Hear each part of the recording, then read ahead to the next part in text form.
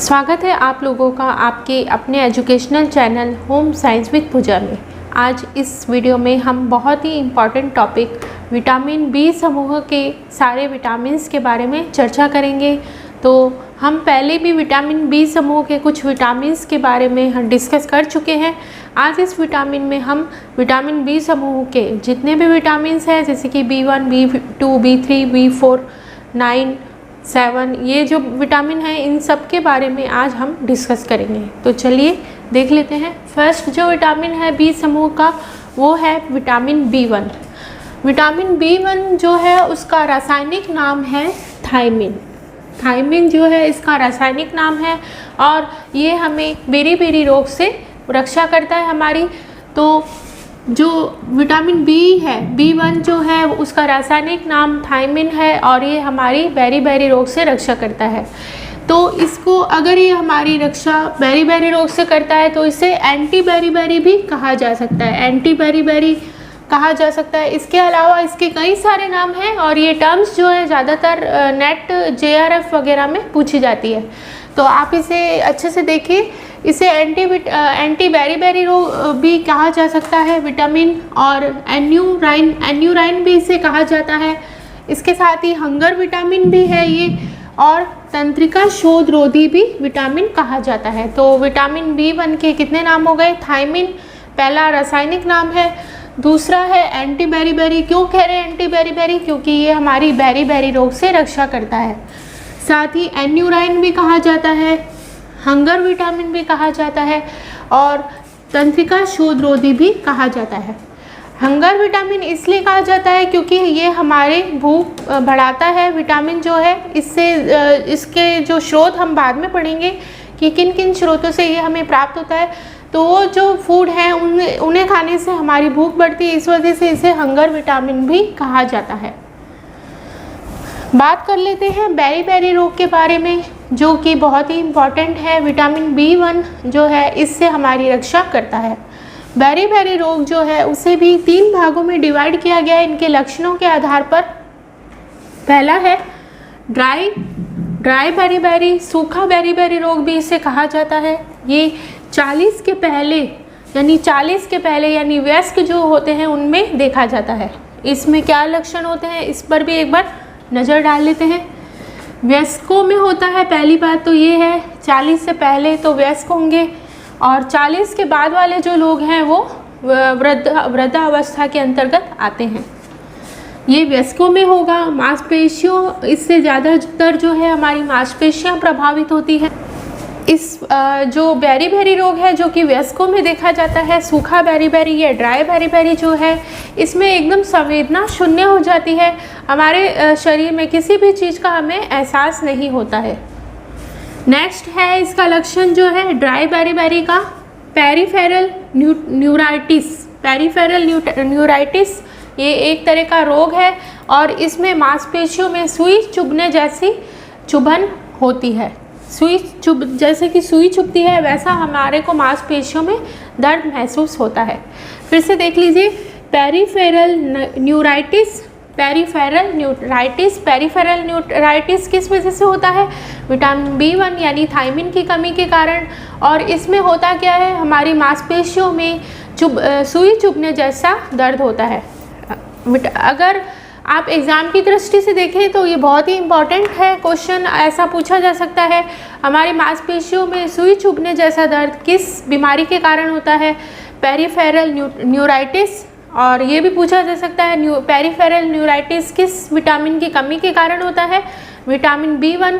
आपको वहाँ पर विटामिन B1 नहीं मिलेगा तो थायमिन जरूर मिल जाएगा। या हमने जो इसके नाम पढ़े हैं, कितने नाम? एंटी बेरी, थायमिन, एन्यूराइन, हंगर विटामिन, तंत्रिका शोध रोधी। ये 5 नामों में से एक नाम आपको उसमें ऑप्शन में ज़रूर मिल जाएगा।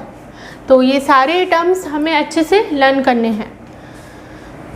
नेक्स्ट है जो ड्राई बेरी है उसी में वार्निक्स-कॉर्साकॉफ सिंड्रोम। फिर से देख लीजिए, वार्निक्स-कॉर्साकॉफ सिंड्रोम। इसमें क्या, इसका रीज़न क्या होता है? ज़्यादा जो शराब करने वाला व्यक्ति होता है जो शराब का ज़्यादा सेवन करता है उनमें ये देखा जाता है। और इसमें नाड़ी संबंधी रोग हो जाता है। आप इसे रिलेट कर सकते हैं, शराब वगैरह अगर कोई व्यक्ति ज़्यादा पीता है तो उसकी नाड़ी संवेदना ख़त्म हो जाती है, उसे बिल्कुल भी याद नहीं रहता कि उसने अभी क्या किया तो इस चीज़ से आप इसको रिलेट कर सकते हैं। जैसे कि नाड़ी संबंधी रोग है और वो किस वजह से है, विटामिन B1 थायमिन की कमी के कारण, और इसे कहते क्या है, वार्निक्स-कॉर्साकॉफ सिंड्रोम। तो ये भी बहुत ही इम्पॉर्टेंट है। और ये हमने देख लिया कि जो ड्राई विटामिन है जो 40 के पहले जो लोग होते हैं उनमें देखा जाता है। नेक्स्ट जो है बेरी रोग को 3 भागों में बांटा गया है, ड्राई बेरी, आर्द्र बेरी और बाल बेरी। बाल बेरी नाम से ही पता चल रहा है कि ये बच्चों में होता है। तो हमने डिस्कस कर लिया कि बेरी रोग जो है 3 टाइप्स का होता है। पहला जो है ड्राई बेरी कब होता है, 40 साल की आयु के पहले यानी वयस्कों में होता है। आर्द्र बेरी जो है 40 वर्ष की आयु के बाद होता है। इसका मतलब ये बीमारी जो है वृद्धों में देखी जाती है। इसमें होता क्या है, इसमें मांसपेशियां प्रभावित होती हैं और ओडिमा यानी सूजन की स्थिति देखी जाती है। सबसे पहले जो है इसमें मांसपेशियां प्रभावित होती है। जब ये रोग बहुत ज़्यादा बढ़ जाता है, इसकी तीव्र स्थिति हो जाती है, तो फिर जो वृद्ध होते हैं उनमें ओडिमा यानी सूजन की स्थिति देखी जाती है। नेक्स्ट हम बात कर लेते हैं बाल बेरी नाम से ही पता चल रहा है और ये बच्चों में होगा, ये तो हम जानते हैं। ये कितनी आयु में होगा, 2 से 6 माह की आयु में बच्चों में देखा जाता है। इसमें हृदय, नाड़ी और पाचन दोष ये दोनों चीज़ें प्रभावित होती हैं। हृदय की नाड़ी और पाचन जो क्रिया है वो प्रभावित होती है, इस वजह से उनका पाचन सही ढंग से नहीं हो पाता। ये जो रोग है बेरी जो बाल बेरी है, ये 2 टाइप्स से देखा जाता है बच्चों में। एक तो कार्डियोवैस्कुलर यानी हृदय से संबंधित, और दूसरा है नाड़ी संबंधी यानी न्यूराइटिक संस्थान। मतलब 2 तरह से देखा जाता है, कार्डियोवैस्कुलर यानी हृदय से प्रभावित होता है और न्यूराइटिक यानी नाड़ी संस्थान यानी जो हमारा नर्वस सिस्टम है वो प्रभावित होता है। तो यहाँ पर हम जान चुके हैं बेरी कितने टाइप्स के होते हैं। फिर से एक बार आपको पूरा मैं शॉर्ट में रिवाइज करवा दूँ, इससे आपको अच्छे से लर्न हो जाएगा। सबसे पहले जान लीजिए बेरी विटामिन B1 कौन से विटामिन बी समूह का विटामिन है। B1 जो है इसका रासायनिक नाम थायमिन है। इसे एंटी बेरी भी कहा जा सकता है क्योंकि बेरी रोग से हमारी रक्षा करता है, इसलिए इसे हम एंटी बेरी भी कह सकते हैं। इसे हम एन्यूराइन भी कह सकते हैं। इसे हम हंगर विटामिन भी कह सकते हैं क्योंकि हमारी जो भूख है उसे बढ़ाता है। साथ ही इसे हम तंत्रिका शोधरोधी भी कह सकते हैं। तो ये इसके 5 जो है नाम हो गए। हम जान गए हैं कि विटामिन B1 जो है उसके कितने नाम हैं, 5 नाम है। कौन कौन से, थायमिन, एन्यूराइन, हंगर विटामिन और तंत्रिका शोधरोधी और एंटी बेरी। तो ये इसके 5 नाम हो चुके हैं। अब जान लेते हैं इसकी कमी से कौन सा रोग होगा, बेरी रोग होगा। बेरी रोग 3 टाइप से हमने इसे बांटा है। पहला है ड्राई बेरी जो है 40 वर्ष के पहले होता है, मतलब वयस्कों में होता है। 40 वर्ष के पहले यानी वयस्कों में होगा ये। और जो है इसमें 2 चीज़ें याद रखने वाली है। पहला है पेरीफेरल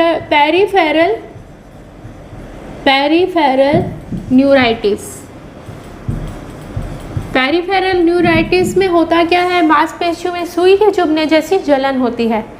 और दूसरा है वार्निक्स-कॉर्साकॉफ सिंड्रोम। ये है काफ सिंड्रोम। यहाँ पर थोड़ा जगह नहीं है, आप इससे पहले वाली जो है देख लें। तो 2 चीज़ें हमें इसमें ध्यान में रखनी है। पहला है पेरीफेरल न्यूराइटिस और दूसरा है वार्निक्स-कॉर्साकॉफ सिंड्रोम। पेरीफेरल न्यूराइटिस जब में हमारी मांसपेशियां प्रभावित होती है, मांसपेशियों में सुई के चुभने जैसा दर्द होता है। और वार्निक्स कार्सा न्यूराइटिस के अंदर हमारी जो नाड़ी प्रभावित होती है। नाड़ी क्यों प्रभावित होती है? क्योंकि जो शराब पीने वाले लोग होते हैं, अगर वो शराब का अधिक सेवन करते हैं तो उनमें नाड़ी संबंधी विकार आने शुरू हो जाते हैं। तो ये दो बीमारियां हमें बहुत अच्छे से याद रखनी है। बेरी ड्राई बेरी में 40 वर्ष के पहले होगा, यानी वेस्को में होगा।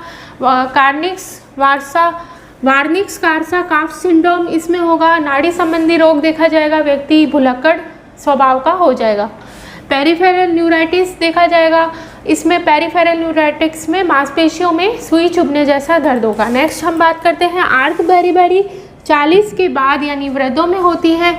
इसमें भी मांसपेशियां प्रभावित होती है और ये अगर इस रोग की तीव्रता में ऑडिमा भी देखा जाता है, यानी सूजन भी हो जाती है।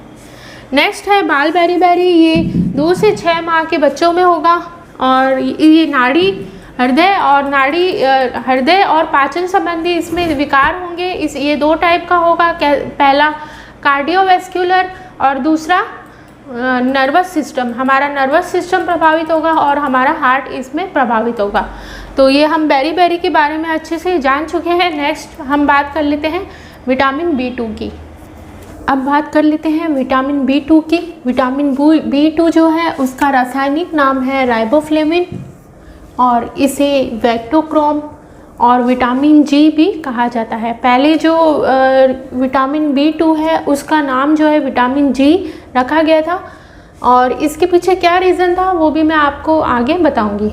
नेक्स्ट इसको लैक्टोफ्लेविन भी कहा जा सकता है। लैक्टोफ्लेविन इस वजह से कहा जाता है क्योंकि सबसे पहले जो इसके वैज्ञानिक जो खोज करता थे उन्होंने इसे दूध से अलग किया था, दूध से पृथक किया था, तभी इसकी खोज की गई थी, इसलिए इसे लैक्टोफ्लेविन भी कहा जाता है। तो इस तरह से जो विटामिन B2 है उसका रासायनिक नाम हो गया राइबोफ्लेविन। वेक्टोक्रोम रासायनिक नाम हो गया राइबोफ्लेविन। इसके अलावा वेक्टोक्रोम इसे कह सकते हैं, विटामिन G कह सकते हैं और क्योंकि इसे दूध से पृथक किया गया था तो इस वजह से इसे लैक्टोफ्लेविन भी कहा जा सकता है। अब बात कर लेते हैं कुछ इंपॉर्टेंट टर्म्स के बारे में विटामिन B2 में जो ज़्यादातर पूछी जाती है, जैसे कि पीला एंजाइम। पीला एंजाइम क्या है? पीला एंजाइम जो है बारबर्ग जो वैज्ञानिक थे उन्होंने खमीर से पीले रंग को पृथक किया था। मतलब खमीर हम जानते हैं खमीर क्या होता है? फर्मेंटेशन के द्वारा जो है खमीर का निर्माण होता है। तो खमीर से जब बारबर्ग ने पीले रंग को पृथक किया था तो उसका क्या नाम रखा उन्होंने? पीला एंजाइम इसे कहा गया। इसके अलावा इसे वारबर्ग एंजाइम भी कहा गया। अब बात कर लेते हैं विटामिन B2 या फिर राइबोफ्लेविन की कमी से होने वाले रोगों के बारे में। पहला है चिलोसिस। चिलोसिस जो है होठों के किनारे फटना। इसमें क्या होगा? आपके जो होठों के ये वाले किनारे होंगे वो फट जाएंगे। इसमें अगर ज़्यादा दिनों तक इसका इलाज ना किया जाएगा तो इसमें दर्द होगा और साथ में ब्लड भी आने लग जाएगा। तो इसमें क्या होगा? चिलोसिस में होठों के किनारे फटने। नेक्स्ट है ग्लूसाइटिस। ग्लूसाइटिस जो है उसमें जीभ में सूजन आ जाती है, दर्द होता है और जीभ जो है लाल रंग की दिखाई देती है। नेक्स्ट है कॉर्नियल वैस्कुलराइजेशन। ये जो विटामिन B2 यानी राइबोफ्लेविन है उसकी कमी से होगा। कॉर्नियल वैस्कुलराइजेशन जो है इसमें आँखों में कोशिका का लाल होना, इस तरह का सिम्टम दिखाई देगा। हम बात कर रहे थे ग्लूसाइटिस के बारे में। ग्लूसाइटिस जो है उसमें जीभ में सूजन और जीभ में दर्द होने लगता है और जीभ जो है लाल रंग की दिखाई देती है। नेक्स्ट है कॉर्नियल वैस्कुलराइजेशन। इसमें आंखें प्रभावित होती है। आंखों में कोशिका, जो आंखों के अंदर कोशिका होती है, जो टिश्यूज होते हैं उनका रंग लाल होना शुरू हो जाता है। नेक्स्ट है एंगुलर डर्मेटाइटिस। एंगुलर जो डर्मेटाइटिस है वो किसकी कमी से होगा? राइबोफ्लेविन यानी B2 की कमी से। और इसमें गालों पर घाव दिखाई देता है, गाल जो है उस पर घाव होने शुरू हो जाते हैं। सोलाबाइल स्कोबारहिक जो है इसकी SCBORRHEIC स्कोबारहिक जो है इसकी प्रोनाउंसिएशन इस तरह से किया जाएगा। इसमें स्माइल लाइन जो लाफ लाइन हमारी होती है उस पर घाव होने शुरू हो जाते हैं। यहाँ पर जो हमारे जब हम स्माइल करते हैं तो यहाँ पर एक लाइन सी बनती है, तो वहाँ पर घाव बनने शुरू हो जाते हैं। तो फिर से एक बार देख लीजिए, विटामिन B2 का रासायनिक नाम है राइबोफ्लेविन। दूध से इसे पृथक किया गया तो इसे कहा गया लैक्टोफ्लेविन। इसके अलावा इसे वेक्टोक्रोम और विटामिन G भी कहा गया। और साथ ही पीला एंजाइम क्या है, खमीर से जब पीले रंग को पृथक किया गया तो उसका नाम क्या रखा गया, पीला एंजाइम। और वारबर्ग एंजाइम क्यों रखा गया, क्योंकि यह कार्य जो है वारबर्ग वैज्ञानिक द्वारा किया गया था। वारबर्ग जो थे वो एक वैज्ञानिक थे, इन्होंने जो खमीर है उसमें से पीले रंग को पृथक किया था, इसी वजह से इसे वारबर्ग एंजाइम भी कहा जाता है। इसके कमी से होने वाले रोग, राइबोफ्लेविन जो है उससे होने वाले रोग जो है उसकी कमी से वो है छिलोसिस, होठों के किनारे फटने शुरू हो जाते हैं। ग्लूसाइटिस, इसमें जीभ के अंदर सूजन, दर्द और जीभ लाल रंग की दिखाई देती है। नेक्स्ट है कॉर्नियल वैस्कुलराइजेशन, इसमें आंखों की कोशिकाएं प्रभावित होती हैं और वो लाल हो जाती हैं। नेक्स्ट है एंगुलर डर्मेटाइटिस, इसमें गालों पर घाव हो जाता है, गाल जो है उसमें घाव होने शुरू हो जाते हैं। और नेक्स्ट है नेसोबाइल स्कॉर्बियोक, इसमें जो हमारी स्माइल लाइन है वो प्रभावित होती है और उस पर घाव दिखाई। विटामिन B2 यानी राइबोफ्लेविन की कमी से होने वाली नेक्स्ट जो लास्ट बीमारी है वो है एरिबोफ्लेसिस।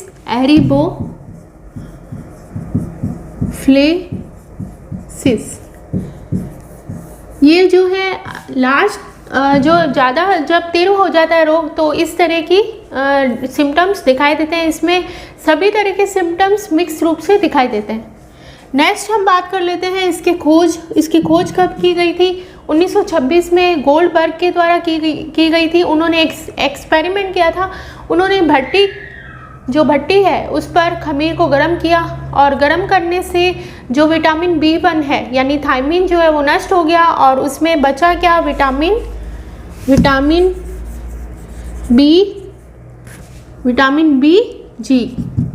BG बचा था। तो ये जो विटामिन BG था यही राइबोफ्लेविन था, और इसे ही जो वैज्ञानिक थे उन्होंने बाद में जाकर विटामिन B2 या फिर राइबोफ्लेविन का नाम दिया। तो इस तरह से जो है विटामिन B2 की खोज की गई थी और हम जान चुके हैं कि इसकी कमी से कौन कौन से रोग होते हैं। इसमें जो इम्पॉर्टेंट टर्म्स है उसके बारे में हम डिस्कस कर चुके हैं। तो आज इस वीडियो में इतना ही। नेक्स्ट वीडियो में हम विटामिन B समूह के अन्य विटामिन्स के बारे में डिस्कस करेंगे जो एग्ज़ाम के पॉइंट ऑफ व्यू से बहुत ही इम्पॉर्टेंट है। तो नेक्स्ट वीडियो में मिलेंगे हम विटामिन B समूह के कुछ इम्पॉर्टेंट विटामिन्स के साथ। तो इस तरह से बने रहिए आपके अपने educational channel home science with Pooja में, जिसका मूल मंत्र है ऑलवेज सक्सेस। मिलते हैं नेक्स्ट वीडियो में। बाय।